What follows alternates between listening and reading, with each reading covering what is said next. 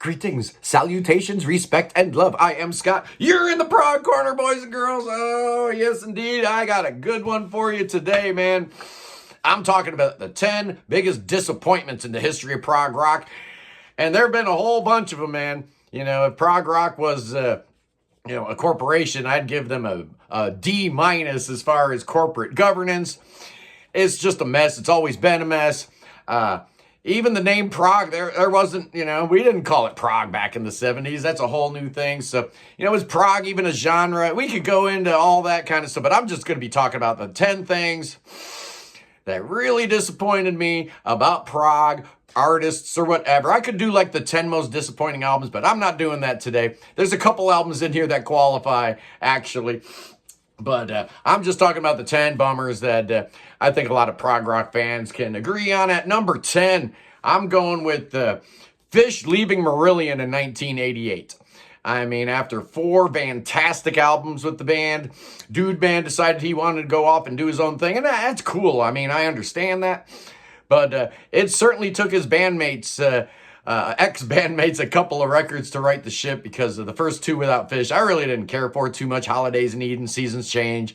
But they got a whole lot better real soon. But Phish didn't have the same problem, man. Virgil in the Wilderness came out in 1990, and that was an outstanding album. So he knew what he was doing. We love you, Derek Dick. Farewell, and don't go on that chicken in a basket tour, okay? Oh, yeah, at number 9. Bill Bruford and Alan Holdsworth leaving UK in 1978. Oh, man, what could have been? Now, don't get me wrong. I absolutely adore Danger Money. I think Terry Bozzio did an outstanding job. And Wetton and Jobson just holding it down. What a great album Danger Money is. But just think for a second, if Holdsworth and Bruford had stayed in UK for just a couple more years, man. Think about the amazing magic that could have happened with UK. As it stands, we had 1 album from the original lineup and then Danger Money, and that was it. So that's at number 9, the demise of UK. At number 8, the death of Kevin Gilbert. Oh, man, 1996. Dude, man, was 29 years old, and he had done a lot in 29 years, man. I mean, from, helping his girlfriend Sheryl Crow become a major superstar, to doing all that Lamb Lies Down on Broadway stuff, to Toy Matinee and Giraffe, and all that work he was doing with Nick DiVirgilio, the solo albums. The Shaming of the True finally saw the light of day in 2000. What an amazing album. Kevin Gilbert, what could have been, man? I mean, 29 when he died. Think about what could have happened over the course of the last 28 years since he's been gone. Just sad, and a terrible loss. Great disappointment. Number 7, man. 1980, one of my favorite bands of all time breaks up. Gentle Giant breaks up, and it was really sad because they dropped a really cool album in 1980. Their final album was Civilian, and it sounded like the 80s, man. It sounded like Gentle Giant had cracked the code that a lot of prog bands, were scratching their heads. How do we navigate the future with all the... Gentle Giant figured it out, man, and then they were like, see you later, peace out. I guess Derek Shulman had a whole lot of work to do, discovering and signing bands like Cinderella and Bon Jovi and Slipknot and Men Without Hats. So I guess everything worked out all right. But man, I could have used a couple more 80s Gentle Giant albums similar to Civilian. Absolutely. At number 6, one of the albums I'm including as prog's greatest disappointment, it's Love Beach. It really is. Now, it probably could be, Black Moon or In the Hot Seat, which came out later on. But, nobody expected Emerson, Lake and Palmer to do anything great in the 90s. Love Beach came out in 78, man. Hemispheres came out in 78. There's no excuse, right? There's absolutely no excuse. Honestly, it's a little bit better than I thought. All these years, I absolutely hated Love Beach, but going back and listening to it, it's not completely terrible. But, we needed something really spectacular. We needed ELP to knock it out of the park. And they did not. They just didn't, man. It was just not a good album at all. And we all know about that album cover, don't we? Oh, it's just terrible. At number 5, for the greatest disappointments in the history of prog, I'm going with the demise and the decline of Ian Anderson's vocals. Oh, what a shame it is. I guess Dude Man has COPD, which definitely doesn't help with your lungs and your vocal strength and stuff like that. And we'd been seeing the decline for a long, long time. You look at those 80s albums. He wasn't singing the same way as he was in the 70s. Fast forward to today. Man, I saw Jethro Tull a few years ago.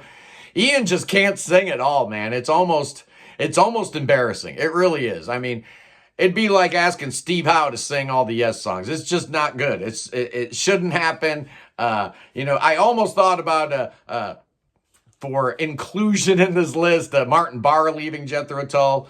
That divorce is very ugly. But to me, the greater disappointment is the decline of Ian's voice. At number 4, I'm going with another lead singer leaving a band. And in 1974, Peter Gabriel told his bandmates in Genesis, see you later. Peace out. I don't like the way you've been treating me. Hollywood's calling anyway. I got bigger and better things. He knew. Somehow, some way, Peter Gabriel knew that the grass was actually going to be greener on the other side of the fence. And he was dead right, man. What a great solo career Pete had. But back then, man, I mean, I guess the news actually broke in 75, but Pete had told his bandmates that he wasn't going to be around anymore. And what a way to go out, man, leaving the world with The Lamb Lies Down on Broadway. What an excellent swan song. But his bandmates didn't really want to kowtow to Peter. They wanted Genesis to be the democracy it had always been, and Pete was starting to, take control. He wrote all the lyrics on The Lamb, and that was something I don't think Tony and Mike were real happy about. At number 3,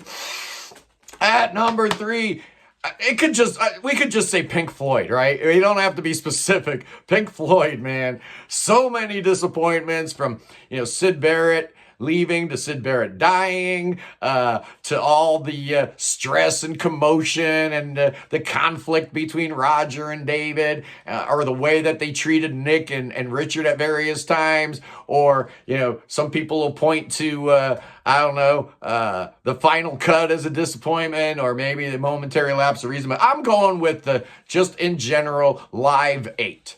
2005, for a good cause.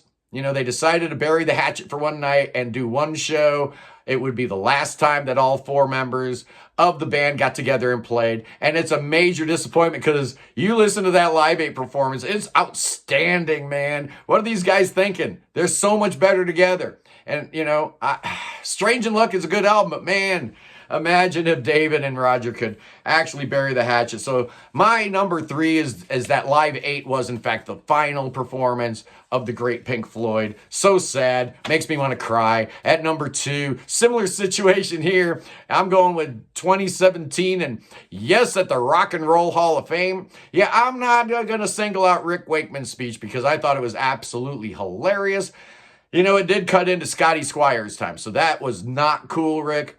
Scotty should have been allowed to get up there and talk a little bit. But, the major complaint I have about that rock and roll induction thing, it's not that Geddy Lee played bass. I thought the performances were actually fantastic. Both Roundabout and Owner of a Lonely Heart sounded good. What I'm complaining about here, and the major disappointment here, is that these guys did not take advantage of that situation, of that opportunity, of that one shining moment in your career where you're being inducted into the Rock and Roll Hall of Fame, and you're going to let petty grievances and, childishness get in the way. They couldn't even look each other in the eye. They didn't rehearse. They didn't talk before the performance. They didn't talk after the performance. Just sad. Grow up, Steve Howe. Grow up, Rick Wakeman. Grow up, John Anderson. Seriously, guys. Just seriously. It's sad. Oh, speaking of Steve Howe, the number 1 disappointment in the history of prog rock happened in 1986. And Musician Magazine summed it up perfectly when they reviewed the debut, the one and only GTR album, with a 3-letter review, SHT. Oh, I couldn't agree more. I hate this album. I always hated this album. I thought for a millisecond about including Asia, but you know what? Asia succeeded in doing exactly what they set out to do, right? That's not a failure. That's not a disappointment. You don't have to like it, right? But Asia did exactly what they set out to do. It was the number 1 selling album of 1982. Smash hit. But GTR, not so much, man. Number 1, the label wasn't really behind it like they should have been. The single got some airplay. It was decent, but the album didn't have any legs at all. It's really sad because you've got Steve Howe and Steve Hackett in this band, and how many guitar solos do you get? I don't even think there's like one or two in the whole album. It's terrible. Jonathan Mover's great, but he's completely wasted and useless. Max Bacon's fine. Phil Spaulding absolutely deserved better. Apparently there was a second GTR album in the works, and that never materialized, and that's probably a good thing too. Anyway, boys and girls, that's the 10 most disappointing events, things, items, albums, etc. in the history of prog rock. Oh, yeah, that was a lot of fun. And just remember, boys and girls, Sunday, oh, it's going to be a good one. The Sunday live prog stream, 11 a.m. Eastern time. Oh, yeah, your prog service will be a good one as we investigate and talk about the great albums of 1975. Yeah, that's the 50-year anniversary, so I'm gonna be tapping into that well a little bit more here. Oh man, and I'm really excited. We got some really, really cool stuff happening in the future. We're in conversations with a lot of different people. I'm excited because I'm this close to getting Echolin on the show. So I am so excited to see if we can pull the trigger and make that happen. Anyway, boys and girls, I love you. Peace in the Middle East, free Tibet, free Ukraine, free Willie, free your mind, free everything. And God save King Chucky. Chucky needs your saving. Don't think he's out of the woods yet, boys and girls. That boy, remission is a real possibility. So bring that boy to America where we got them good doctors. Oh, we got good doctors. We got good pastors. Gonna take good care of that boy. We're gonna do thoughts and prayers and spells and incantations. Our prayer warriors are working 24/7. King Chucky needs to be saved. Oh, save the king. Save King Chucky. Chucky needs some saving, but you know what he really needs? Billy Bob, you know what Chucky needs? That's right, he needs some snakes. Oh, get these snakes away from me. Oh, King Chucky needs some snakes. I don't need them. Get them away from me. They look vicious. They're hungry. Oh, they're going to get me. Oh, I'll see you guys tomorrow. Maybe. I don't know. Whatever. Peace.